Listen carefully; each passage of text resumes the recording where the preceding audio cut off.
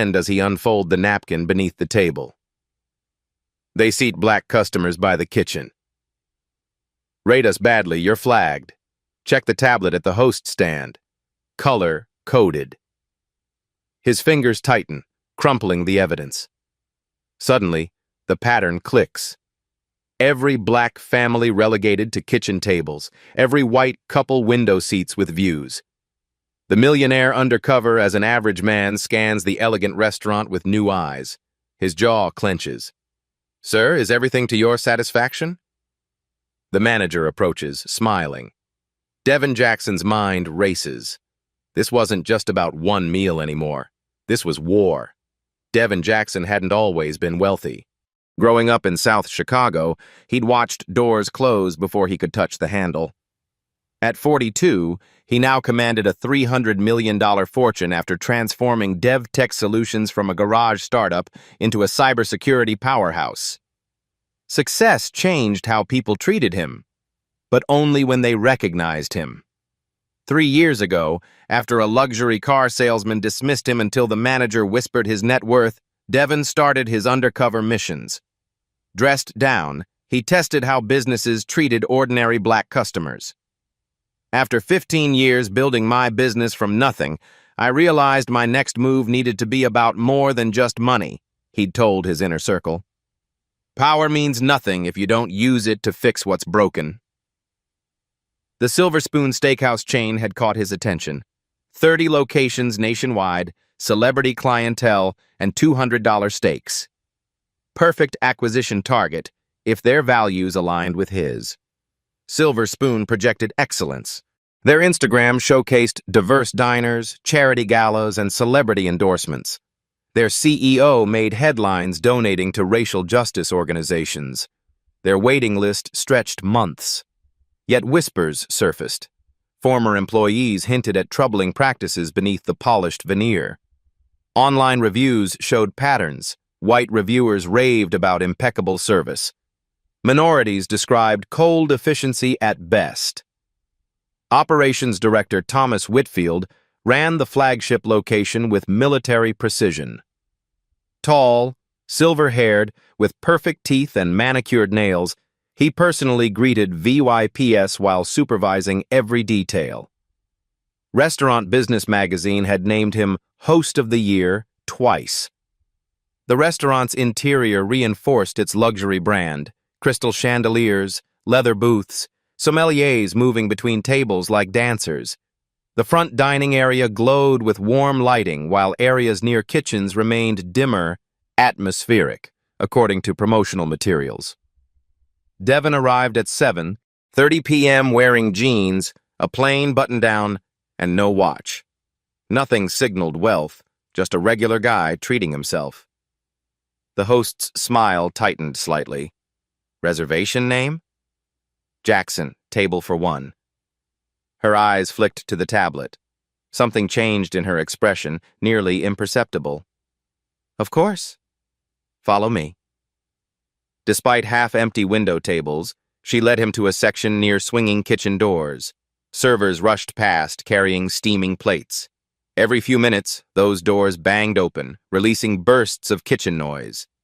His server, Alyssa, approached with an oddly apologetic smile.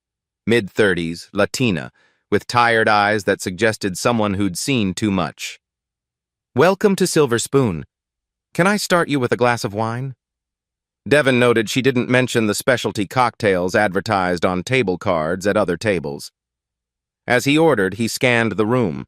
A pattern emerged. Every non-white diner sat in his section. Every window table held white patrons. Coincidence or design? Devin savored his steak slowly, watching. The differences were subtle but unmistakable. White diners received amuse-bouche tiny complimentary appetizers with elaborate descriptions from servers. His section? None. Families at window tables got tableside dessert preparations with dramatic flames. His section? Desserts arrived plated from the kitchen. Water glasses at premier tables never emptied. His required flagging down servers. Devin pulled out his phone, appearing to check messages while taking notes. Not confirmation bias systematic differences in service standards based solely on seating zones. Alyssa moved between tables efficiently, her service competent but constrained. When a nearby table requested a different wine, she glanced nervously toward the manager's station before responding. "I'll check with our sommelier about availability," she said, but Devon caught her tension. While waiting for his check, Devon overheard two servers at the service station behind a decorative screen. "Table 15 is a midnight reservation. Put them by the kitchen exit," a male voice instructed. "Table 16 is platinum. They get the window view and complimentary champagne." "But 15 specifically requested a window table for their anniversary," a female voice protested quietly. "Not my policy. Whitfield says midnight customers get standard service only. Use your earpiece if they complain. We'll have a manager explain the situation." Devon's fingers moved rapidly on his phone, documenting the exchange. Coded language, segregated seating, differentiated service, not random policy. As Devon paid his bill, commotion erupted 3 tables over. A well-dressed black couple stood facing a server and Whitfield himself. "We've been waiting 45 minutes for our main course," the man said, voice controlled but firm. "Tables seated after us have already received theirs." Whitfield's response was practiced smoothness. "Sir, I assure you our kitchen prepares each dish with individual attention. Different dishes require different preparation times. The table beside us ordered the same steaks 10 minutes after we did." "They're already eating." Whitfield's smile remained fixed. "Perhaps they ordered them prepared differently." "I'd be happy to check on your order, but I can't control cooking times." Devon watched as the couple reluctantly sat down, frustration evident. Simultaneously, across the room, a white customer complained about wine temperature. Within seconds, Whitfield personally delivered a new bottle with profuse apologies and complimentary desserts. The contrast couldn't be more stark. As Devon stood to leave, Alyssa approached with his receipt. Their eyes met briefly before she slipped him the folded napkin that would change everything. In his hotel room, Devon spread Alyssa's note on the desk, reading it fully. For 3 years, Silver Spoon has used a color-coded reservation system that sorts customers by race. Platinum for white guests, window seating, full service. Silver for Asian, middle section, standard service. Bronze for Hispanic, variable placement. And midnight for black customers, kitchen proximity, basic service. Staff are trained to handle customer management with coded language. Complaints from midnight tables are minimized or dismissed. Staff who give equal service regardless of coding are punished with worse sections or reduced shifts. I've documented this for months but need help. They're expanding to 15 more cities. I'm risking my job, but this is wrong. If you want evidence, I'm here Tuesday to Saturday evenings. My name is Alyssa Rodriguez. P.S. They track online reviews by customer name. Any negative reviews from midnight customers are flagged for special handling." Devon sat back, anger building. The systematic nature stunned him. Not just bias weaponized discrimination as business strategy. He picked up his phone. Devon couldn't sleep. The restaurant's practices echoed too many experiences from his own lifetimes when excellence wasn't enough to overcome prejudice. At 3 a.m., he began researching. Silver Spoon's corporate structure, ownership, previous discrimination complaints. By dawn, he'd found troubling patterns. 3 discrimination lawsuits quietly settled with NDAs, Yelp reviews from black customers mysteriously disappearing. Former employees leaving cryptic warnings about the system. Devon stared out his hotel window as sunrise painted the city. He'd built his reputation finding security vulnerabilities in systems. This was just another broken system, one that hurt people who looked like him. His decision crystallized. He would investigate Silver Spoon thoroughly before either investing or exposing them. This wasn't just about one restaurant, it was about confronting a cancer of discrimination hiding behind luxury and exclusivity. This isn't just about bad service, he whispered to himself. This is about whether we let businesses decide people's worth based on skin color in 2025. 3 days later, Devin assembled his team in his company's conference room.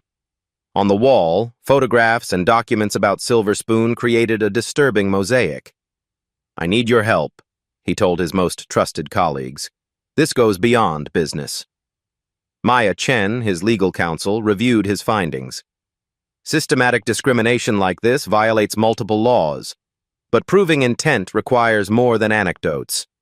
James Okafor, Devin's chief security officer and former FBI analyst, studied the seating patterns Devin had documented. We need more data points and internal documentation. Sophia Winters, DevTech's communications director, considered the implications. If we expose this, the backlash will be significant both against them and potentially against any whistleblowers. Devin nodded. That's why we need ironclad evidence. I'm going back undercover, different appearances, different times. We'll document everything. James, I need surveillance equipment that can't be detected. Maya, prepare legal protection for any employees who help us. He turned to the window. Silver Spoon built their empire on treating people differently based on race. We're going to dismantle it brick by brick. The investigation strategy took shape over 48 hours. Devin's team developed a comprehensive approach. Multiple undercover visits using different team members of various races to document treatment differences. Discrete recording equipment to capture staff conversations and training. Interviews with former employees with legal protection, guaranteed. Statistical analysis of seating patterns and service standards. Acquisition of internal documents showing official policies. Financial analysis. Connecting discrimination to profit strategy. Maya stressed legal boundaries. We can record in public spaces. Private offices require more care. Everything must be admissible if this becomes a lawsuit. James configured button cameras, modified pens with microphones, and special glasses with recording capability. These will capture everything without detection. Devin established clear red lines. No employee would be pressured. No illegal methods would be used. The goal was system change, not individual punishment. 2 weeks, Devin decided. We gather evidence for 2 weeks, then decide our approach, either as potential investors with leverage or public exposure. Devin returned to Silver Spoon 3 days later with a different appearance glasses, different hairstyle, business casual attire. Seated again near the kitchen despite half-empty window tables, he requested Alyssa as his server. When she approached, no recognition showed on her face professional discretion. I got your note, Devin said quietly when she brought his water. Her hand trembled slightly, the only sign she heard him. Meet me at the coffee shop across street after your shift. I want to help, but need to understand more. At midnight, in a back corner of an almost empty cafe, Alyssa finally spoke freely. I've worked there 5 years. It started subtly suggestions about customer comfort and optimizing experiences. Then Whitfield implemented the color coding system 3 years ago. Suddenly, we had scripts for different customers. She described watching colleagues get punished for treating everyone equally, how her own hours were cut after she seated a black family at a window table when a host called in sick. I documented everything, took photos of the seating charts, recorded training sessions on my phone, but I'm a single mom. I need this job. Devin listened, his resolve hardening. You won't lose your job, and you won't face this alone anymore. Their alliance formed over coffee and shared purpose, a waitress and a millionaire united against injustice, hiding behind luxury. Over the next week, Devin returned to Silver Spoon 4 times, each visit with different appearance modifications. He documented seating patterns, timing service interactions to the second. The data was damning. Midnight-coded customers waited an average of 12 minutes longer for initial service, received 37% fewer check-ins during meals, and were offered dessert options 42% less frequently than platinum customers. During his third visit, Devon activated the recording pen when a server approached the service station. "Remember, premium interactions for platinum guests only," the shift manager instructed. "Midnight tables get baseline service, no extras, no exceptions. Bronze and silver get standard. Questions?" No one questioned. The system was normalized. Alyssa provided crucial context between visits. "Watch how they distribute servers. New hires get midnight sections until they prove reliability. Top performers get platinum sections exclusively." Devon noticed how Whitfield personally inspected tables before platinum guests arrived, but never entered the kitchen section unless complaints arose. The pattern was undeniable. Two restaurants operating within the same walls, premium experiences for some, deliberately diminished experiences for others, with skin color as the dividing line. James conducted discreet interviews with former employees, building a timeline of when discrimination became policy. 3 years ago, Whitfield introduced what he called customer experience optimization, reported a former host who'd quit 6 months earlier. He claimed data showed certain demographic groupings enhanced dining satisfaction. It was segregation dressed up as analytics. A former bartender explained the consequences of resistance. "I made special cocktails for a black couple celebrating their anniversary." Whitfield saw and cut my shifts from 5 to 2 the next week. Message received. Most disturbing was a former assistant manager's account. They track negative reviews from minority customers and have a special team that contacts them, not to address concerns, but to offer minimal compensation with agreements that include removing reviews. Devon's team compiled testimonials from 15 former employees. The pattern was consistent. Those who objected were sidelined or forced out. Those who complied were rewarded with better shifts and sections. The discrimination wasn't just permitted, it was incentivized.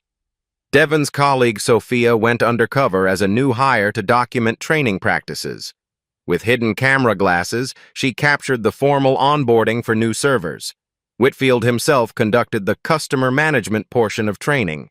Never using explicitly racial terms, he nonetheless made the system clear. Platinum guests expect attentiveness and deserve our premium service model. These are our bread and butter, typically spending 30% more on wine and likely to return regularly. He displayed the tablet reservation system, highlighting color codes. Silver and bronze customers receive standard service efficient, but not elaborate. Midnight coded reservations simply require strategic placement for everyone's comfort. A new server asked about the coding system's meaning. Whitfield's answer was corporate doublespeak. It's based on complex customer data and spending patterns. Your job isn't to question the system, but to implement it properly. The training included scripts for handling complaints from different customer categories and instructions for using earpieces to alert management about potential situations. Most revealing was the reward structure. Servers with highest satisfaction scores from platinum customers received the best shifts and sections. Discrimination wasn't just policy, it was the business model. Devon's investigation expanded to other Silver Spoon locations. His team visited 8 restaurants across 3 states. The findings were identical. Same color coding, same seating patterns, same service disparities. This wasn't one rogue manager, this was corporate strategy. Devon personally met with a mid-level corporate employee who provided access to internal communications. Emails referenced customer optimization protocols and strategic seating for maximum revenue generation. Most damning was a quarterly report showing implementation of optimization protocols has increased average checks by 22% and reduced table turnover times by 15% in platinum sections. The report explicitly noted, platinum customer satisfaction increases when dining experience is curated with demographic consistency. Translation: white customers spent more when seated exclusively with other white customers. The evidence mounted that Silver Spoon had calculated the financial benefit of discrimination and implemented it system-wide. They'd monetized racism while maintaining a public image of inclusion.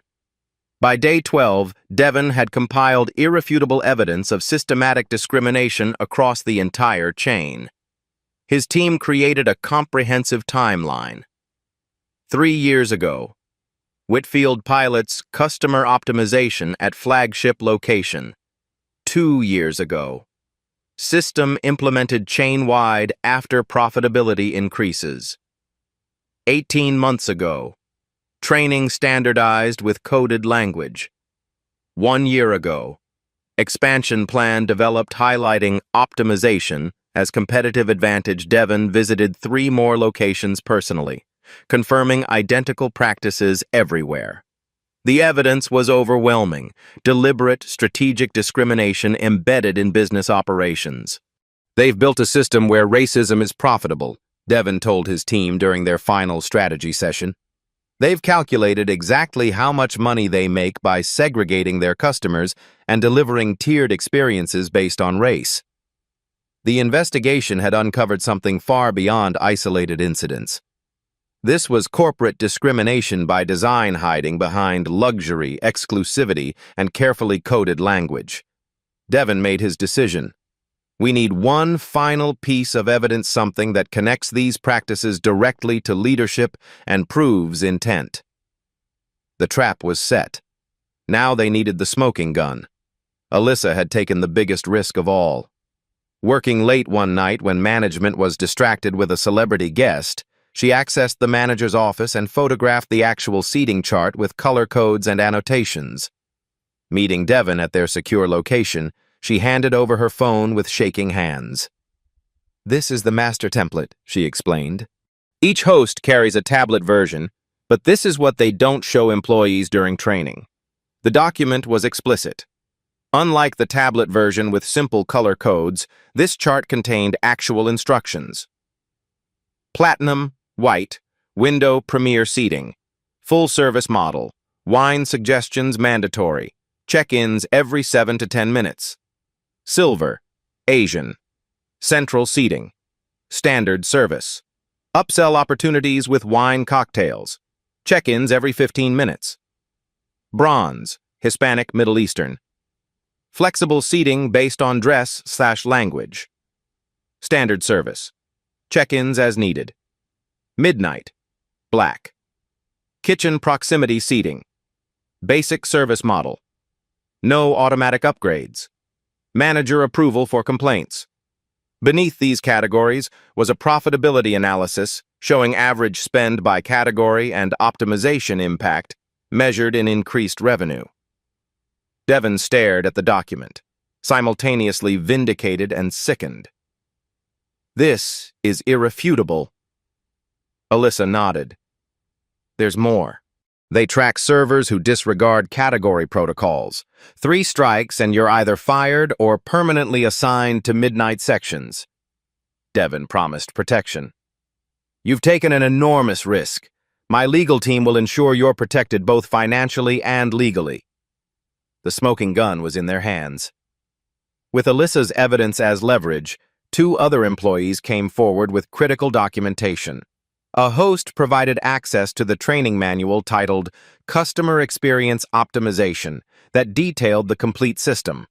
Though using coded language, the intent was clear throughout. Platinum guests represent our highest value customers and must receive priority in all service decisions. Research shows Platinum guest satisfaction decreases when seating arrangements don't optimize social compatibility. Most revealing was the section on handling complaints. Midnight category concerns should be addressed with efficiency rather than accommodation. Offer minimal adjustments unless escalation risk is high.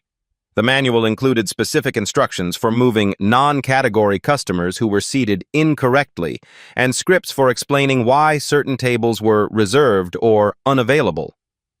Meanwhile, an assistant bookkeeper provided financial analyses showing how the system drove profitability. Reports tracked average spending by category and measured optimization impact in revenue gains. One internal presentation explicitly stated, "Strategic seating arrangements have increased Platinum customer retention by 35% and average spend by 22% chain-wide." The evidence now formed a complete picture. Discrimination as deliberate business strategy, documented from training to implementation to financial analysis. Devin executed the final phase of his investigation. Presenting himself as Devin Jackson, successful tech entrepreneur considering investing in Silver Spoon's expansion, he requested a meeting with Thomas Whitfield and regional executives. In the private dining room, wearing glasses with hidden camera, Devin listened as Whitfield proudly explained their industry-leading customer experience model. "What's your secret?" Devin asked innocently. "Many upscale restaurants struggle with consistency." Whitfield leaned forward confidently. "Between us, it's all about customer management. We've developed a proprietary system that optimizes seating and service to maximize satisfaction and spending." "How does it work?" Devin pressed. Whitfield explained their data-driven approach to categorizing customers and assigning experiences accordingly. Devin asked directly, "I've noticed some demographic patterns in your seating arrangements. Is that coincidental?" The moment of truth arrived. Whitfield, believing he was speaking to a potential investor rather than an investigator, let the mask slip. "The Comfort Optimization Program has increased our profits by 22% since implementation. We found that Platinum customers, primarily our white clientele, spend more when they don't have to dine near certain demographics. It's not about discrimination. It's about maximizing customer comfort and spending potential." There it was. Devin continued the conversation, extracting additional admissions about managing expectations for different customer categories and strategic resource allocation based on spending patterns. By meeting's end, Whitfield had provided the final piece of evidence: explicit confirmation that race-based service discrimination was deliberate corporate strategy. The trap had closed. Devin had everything he needed. Devin's team gathered at his hotel suite to prepare for confrontation. The evidence was organized into an irrefutable case: color-coded seating charts with explicit racial categories, financial reports showing profit motivation, training materials with discriminatory instructions, statistical analysis of service disparities, employee testimonials. Whitfield's recorded admissions. Maya outlined legal protections for Alyssa and other whistleblowers, financial security, job placement assistance, and legal representation if needed. James prepared media packets with evidence highlights, ready to distribute if necessary. Sophia developed talking points emphasizing systemic issues rather than individual blame. Devin changed into an impeccably tailored suit, Rolex watch, and designer shoes, the full millionaire persona. The transformation was striking, from casual undercover diner to commanding executive. "Remember," he told the team, "our goal isn't just exposure, it's change. We offer a path to redemption first. If they refuse, then we proceed with public pressure." His phone rang. Whitfield confirming their follow-up investor meeting tomorrow. "Perfect," Devin said. "I'll bring my team to discuss specifics." The private dining room at Silver Spoon's flagship location was prepared for an investment discussion. Whitfield had assembled his executive team, including the CEO and regional directors. Champagne chilled in silver buckets. Devin arrived with Maya, James, and Sophia, introduced as his investment team. Whitfield's practiced charm was on full display as he welcomed potential partners. After initial pleasantries, Devin's demeanor shifted. "Before discussing investment, I need clarity on operational practices I've observed." Confusion flickered across Whitfield's face. "Of course. We're an open book." Devin nodded to Sophia, who distributed folders to everyone present. "These are copies of your color-coded seating charts, categorizing customers by race." The room temperature seemed to drop. Whitfield's smile froze. "I didn't come here today as an investor, Mr. Whitfield. I came as someone who believes that how you treat your least privileged customer reveals who you truly are." Recognition dawned on Whitfield's face. "You're the man from last week, table 27. And the week before. And the week before that, Devin confirmed. I've experienced your midnight service personally, along with dozens of other customers who had no idea they were being discriminated against based on their skin color. The CEO intervened. These are serious allegations without evidence? Devon interrupted, nodding to James, who activated a screen showing the documented discrimination. We have everything. The question is, what are you going to do about it? For the next hour, Devon methodically presented evidence of Silver Spoon's discriminatory practices. Seating charts with explicit racial coding. Statistical analysis showing consistent service disparities across all locations. Financial reports tying discrimination to profit strategy. Employee testimonials describing punishment for equal treatment. Training materials with coded instructions for differentiated service. Finally, the smoking gun. Whitfield's recorded admission about comfort optimization, increasing profits by keeping white customers separated from certain demographics. Throughout the presentation, the executive's expressions shifted from denial to shock to resignation. The CEO attempted damage control. If these practices occurred, they were without corporate knowledge. Devon played another recording. The CEO himself referencing optimization protocols in a management call. This isn't one rogue manager, Devon stated firmly. This is corporate policy implemented across 30 locations. You've systematized racism and called it customer experience. He turned to Whitfield. You told me yourself platinum customers spend more when they don't dine near black families. You've monetized discrimination. Whitfield's face hardened. We respond to market realities. Our customers don't know you're manipulating their experience, Devon finished. White customers aren't asking to be separated. You're creating segregation and calling it preference. The evidence was undeniable. The system stood exposed in its full ugliness. You have two choices, Devon informed the silent executives. Option 1. I walk out of here and send this evidence to the New York Times, CNN, and the NAACP tomorrow morning. Your reservations disappear, lawsuits multiply, and your brand becomes synonymous with discrimination. The CEO paled. And option 2? You acknowledge the problem, take responsibility, and implement comprehensive changes that I'll help design with full protection for employees who exposed these practices. Devon laid out immediate requirements, removing all racial coding from systems, public accountability, financial compensation for affected employees, and new leadership. Initial denials gave way to recognition of inevitability. The evidence was too comprehensive, the potential damage too severe. Within hours, news of operational issues requiring temporary closure for staff training appeared on Silver Spoon's social media. Industry insiders began speculating about problems at the prestigious chain. Devon's team monitored reactions, preparing for either outcome, cooperation or confrontation. By evening, the CEO requested another meeting. We want to discuss your proposed changes. The first phase of accountability had begun. The system stood exposed, its architects faced with the consequences of their creation. Devon texted Alyssa. They're listening. Change is coming. 3 days later, Silver Spoon's executive team met Devon at his company's headquarters neutral territory for negotiating transformation. The CEO had abandoned denial for damage control.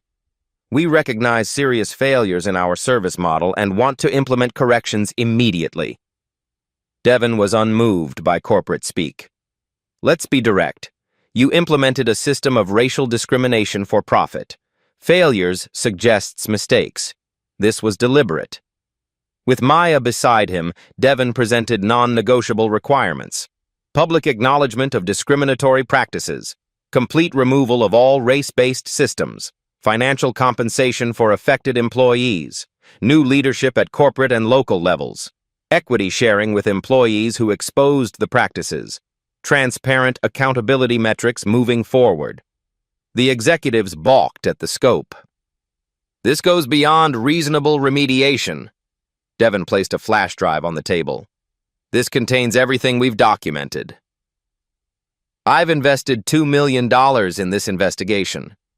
The question isn't whether you'll change, it's whether you'll change before or after your brand is destroyed. By meeting's end, the framework for transformation was established. Silver Spoon would close all locations for 2 weeks for comprehensive retraining.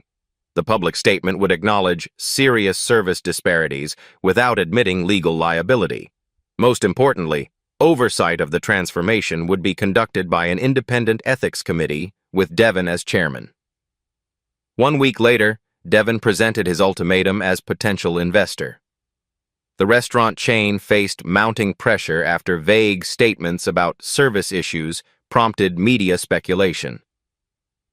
"I'll invest $50 million in Silver Spoon on these conditions," Devon informed the board of directors. His terms were comprehensive: removal of current operations leadership, including Whitfield equity shares for whistleblowers and affected employees, new reservation and service systems with transparency guarantees, mandatory equity training with ongoing assessment, diverse leadership at all levels, public accountability reporting quarterly. "This isn't just ethical, it's good business," Devon explained. "Discrimination alienates customers, drives away talent, and creates legal liability. Inclusive excellence attracts broader clientele and builds sustainable growth." He presented financial projections showing how eliminating discriminatory practices would actually increase profitability by expanding customer base and reducing turnover. "Your choice is simple. Partner with me to become the industry standard for inclusive luxury, or fight a losing battle against evidence of systematic discrimination." Faced with potential brand destruction and legal consequences, the board accepted Devon's terms with one addition of their own. Devon would join the board to oversee implementation. The restaurant that had discriminated against him would now answer to him. Whitfield's removal made headlines in industry publications. Silver Spoon leadership changes amid service controversy signaled the beginning of visible transformation.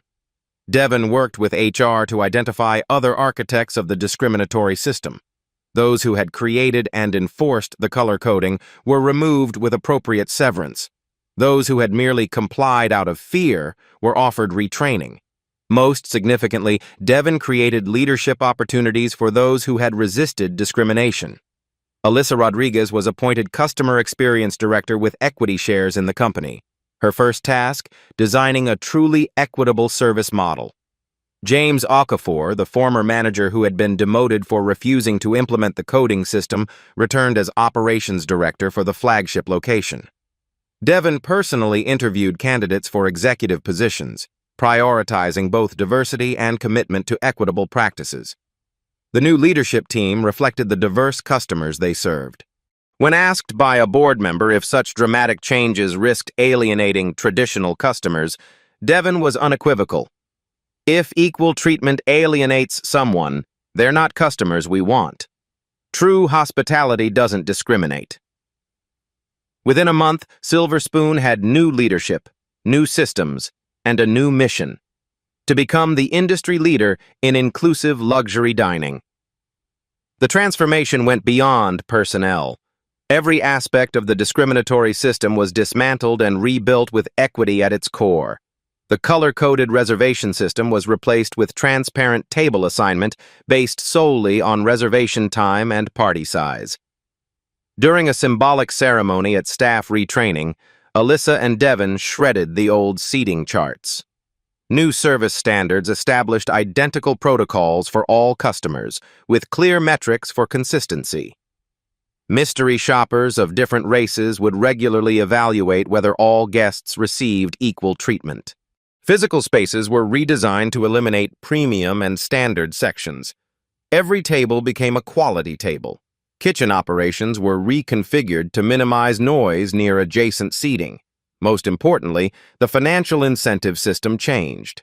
Rather than rewarding servers for extracting maximum spending from platinum customers, the new model rewarded consistent excellence across all tables. Devon addressed the entire staff during retraining. "True hospitality doesn't see color. It sees humans deserving equal dignity. That's not just morally right, it's good business." The company established an ethics hotline, allowing employees to report any disparities without fear of retaliation. Quarterly reports would track service consistency across demographic groups. Silver Spoon was being rebuilt from its foundation, not just covering the cracks, but replacing the broken structure entirely. 6 weeks after the confrontation, Silver Spoon reopened with a transformed culture. The staff, many initially skeptical, became architects of the new system, rather than just following orders. Devon created equity circles, mixed groups of employees from different positions who met regularly to evaluate practices and suggest improvements. Frontline staff had direct access to leadership, breaking down hierarchies that had enabled discrimination. During one such meeting, a server who had initially defended the old system spoke up. "I didn't realize how we were being manipulated to treat people differently. I thought it was just business." Alyssa nodded. "The system was designed so we wouldn't question it. Now we question everything."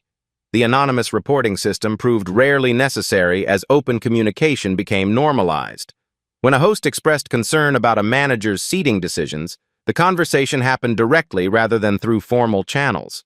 Most powerfully, employees who had been silenced found their voices. A bartender shared how he'd been reprimanded for giving excessive attention to black customers. A host described the anxiety of following discriminatory protocols while believing they were wrong. These conversations, painful but necessary, created authentic solidarity among a staff previously divided by complicity and resistance. The customer experience transformation was equally profound. Regular guests noticed immediately that something had changed. A black family celebrating a graduation was seated at a premium window table, something impossible under the old system. Their server, previously restricted to midnight sections, provided the attentive service once reserved for platinum guests. When they commented on the excellent experience, their server smiled genuinely. This is how it should have always been. Early data showed unexpected benefits. Without artificial constraints on service, employees developed authentic connections with all customers. Satisfaction scores increased across all demographic groups. Even more surprising, average spending increased as guests responded to genuine rather than performance-based service. Devon regularly dined at different locations, sometimes recognized, sometimes still undercover. The consistency of experience regardless of his appearance confirmed the transformation was taking hold. Most telling was overhearing a conversation between two servers. "Remember how we used to code tables? That was messed up. I still can't believe we did that. Never again." The change wasn't just procedural, it was becoming cultural. 3 months after reopening, Silver Spoon held a staff appreciation event. Unlike previous corporate functions segregated by position, this gathering included everyone from dishwashers to executives. Devon took the opportunity to recognize those who had risked everything to expose injustice. "Transformation isn't possible without courage," he said, inviting Alyssa to the stage. "Some people see wrong and look away. Others, like Alyssa Rodriguez, risk everything to make it right." The applause was thunderous as Alyssa received an award created in her honor, the Integrity and Hospitality Recognition, which would be given annually to employees who demonstrated exceptional commitment to equitable treatment. James Okafor, now thriving as operations director, shared his story of demotion under the old regime. "I lost my position for seating a black family at a window table. Today, I'm proud to say such an act would be celebrated, not punished." Perhaps most powerful was hearing from Thomas Whitfield's former assistant, who had secretly preserved evidence of the discriminatory systems. "I watched discrimination become policy. Now I'm watching equality become culture." The evening ended with Devon announcing a profit-sharing program, giving all employees a stake in the company's success. True change means sharing power, not just changing policies. 6 months after the confrontation, Devon and Alyssa met for dinner at the flagship Silver Spoon location, sitting at a table that would have been coded midnight in the old system. "Did you ever imagine this outcome when you passed me that note?" Devin asked. Alyssa shook her head, watching diverse customers enjoying identical service throughout the restaurant. I just couldn't stay silent anymore. I never expected actual justice. The restaurant hummed with authentic hospitality. Servers moved confidently without earpieces monitoring their interactions.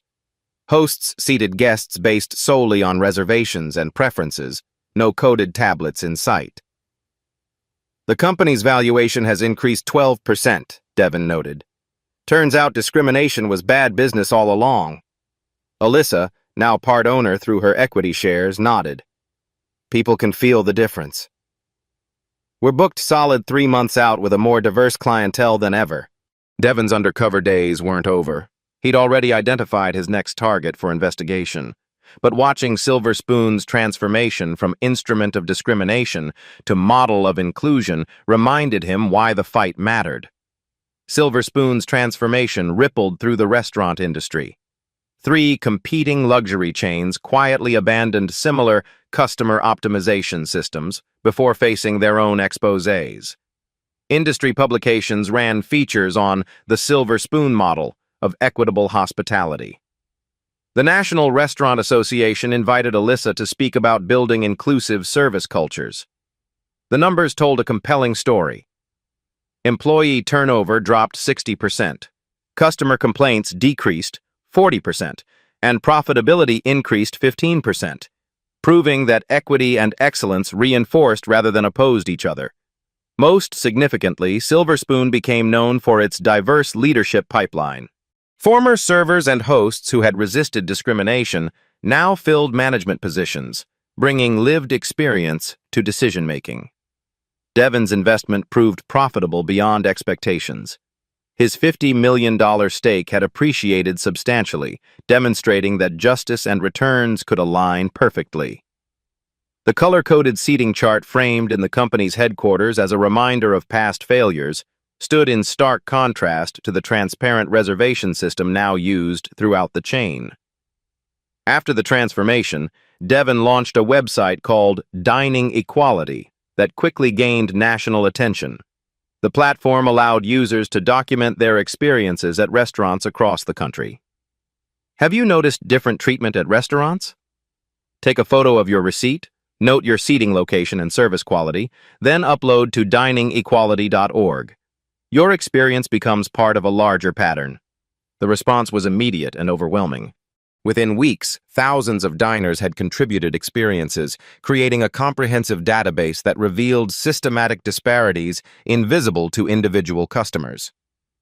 Several restaurant chains, seeing the writing on the wall, proactively announced service equity audits. Others found themselves facing mounting public pressure as clear patterns emerged from the crowdsourced documentation. The movement expanded beyond restaurants. Hotels, retail establishments, and even healthcare facilities faced new scrutiny about how they prioritized and treated customers of different backgrounds. What began with Alyssa's handwritten note had evolved into a national conversation about hidden discrimination in customer service. The Silver Spoon case became a Harvard Business School case study on how addressing discrimination could actually improve profitability and brand value. For Devin, this was just the beginning. As he reviewed plans for his next investigation, he knew that systems of privilege rarely disappeared without exposure and accountability. But he also knew that with enough courage and evidence, even the most entrenched discrimination could be dismantled. If this story of courage, justice, and transformation moved you, don't keep it to yourself. Hit that like button to help more people discover how one brave waitress and an undercover millionaire exposed discrimination hiding in plain sight. Subscribe to Beat Stories for more powerful true stories of everyday heroes standing up against injustice. Every week, we bring you meticulously researched accounts of people who refused to accept the status quo and took action to create real change.